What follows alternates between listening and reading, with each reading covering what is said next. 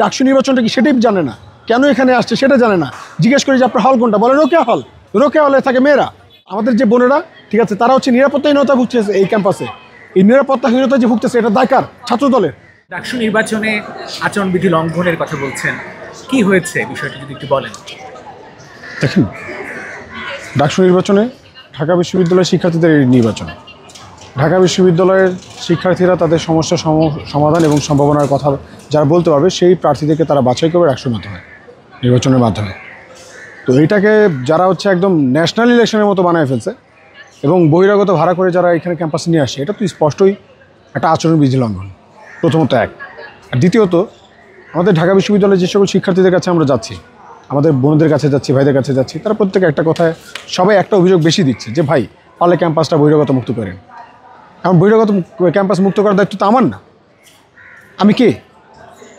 বহিরাগত ক্যাম্পাস মানে ক্যাম্পাসকে বহিরাগত মুক্ত করবে বিশ্ববিদ্যালয় প্রশাসন।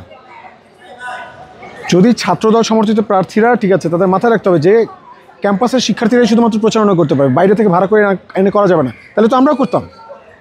আমাদের কি বাংলাদেশের মানুষ কমছে না? একদম। বাংলাদেশের মানুষকে আমরা আপামর জনতাকে, আমরা সাধারণ জনগণকে আমরা বলতাম ভাই, দুহাত বাড়িয়ে দিতাম, বলতাম যে ভাই দলমত নির্বিশেষে আমরা প্রত্যেকে আসেন, এসে আমাদের জন্য একটু প্রচারণা করেন। বাংলাদেশের বিভিন্ন প্রান্ত থেকে মানুষ চলে আসতো। কৃষক, যেই লোকটা এখন মাঠে ক্ষেত খামারি করছে, ঠিক আছে, মাঠ চাষ করছে, সে আসতো। যে ব্যক্তি হচ্ছে জেলে যে মাছ ধরছে, সে আসতো। যে শ্রমজীবী মানুষরা আমাদের ভাইরা আছে তারা আসতো, আমাদের মা বোনেরা আসতো আমাদের প্রচারণার জন্য। আমরা তো তাদেরকে নিয়ে আসি নাই ক্যাম্পাসে। সবাই তো আসতে চায়, আমরা তো কাউকে নিয়ে আসি নাই। কিন্তু তারা ছাত্রদলের এত দায়িত্বশীল লোকরা থাকতে, এত বড় একটা দল হয়ে, ঠিক আছে, তারা এইগুলো কেন করছে? এটা তো হচ্ছে এক ছাত্রলীগ গেছে, ছাত্রলীগ করতে এই কাজগুলো আগে। মনে আছে আপনাদের? এখানে 15 জুলাই 16 জুলাই, ঠিক আছে, যেখানে ভিসি চত্বরে যখন ঢাকা বিশ্ববিদ্যালয়ের শিক্ষার্থীরা মানে ছাত্রলীগকে বাই বলেছে, তখন ছাত্রলীগের লোকজন কিন্তু বিভিন্ন জায়গা থেকে টোকাই ভাড়া করে এনে, ঠিক আছে, আমাদের নারী শিক্ষার্থীদের উপর হামলা করিয়েছে। আমাদের মনে রক্তাক্ত হয়েছে, সেই স্মৃতি এখনও আমাদের মনে ভাসে। যার কারণে আমরা স্টিল নাও, আমরা এখনও আমাদের কোনো ভাই বোন হচ্ছে ট্রমায় থাকবে, সেই জন্য আমরা একজন ছাড়া একাধিক ব্যক্তি একসাথে হাঁটি না। ক্যাম্পাসে আমরা কোনো বন্ধুবান্ধব নিয়ে আসি না সহজে। আর যদি কেউ আসে আমাদের বাইরে আমাদের সাথে দেখা করতে, আমার বাবা যদি আসে তাকে আমরা বলি বেশিক্ষণ থাকো না, তোমরা চলে যাও, দেখা হয়েছে যে ওকে চলে যাও, এইভাবে আমরা সবাইকে বলি। কিন্তু ছাত্রদলের দায়িত্বশীলদের কাছ থেকে আমরা একটু দায়িত্বশীল আচরণ প্রত্যাশা করি।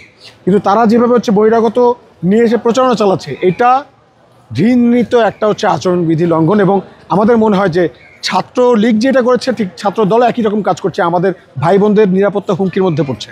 তো আমরা এটা নিন্দা জানাচ্ছি।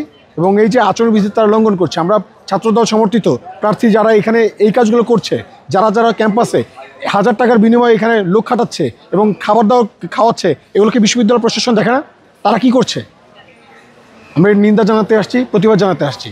এবং চিফ রিটার্নিং অফিসারের কাছে আমরা মাত্র দেখলাম আমি অ্যাপ্লিকেশন দিয়েছি, তারা অতি দ্রুত এটা খতিয়ে যারা এই কাজের সাথে যুক্ত আছে প্রত্যেকের হচ্ছে প্রার্থিতা বাতিল করুক। আমরা এখন এটাই চাচ্ছি।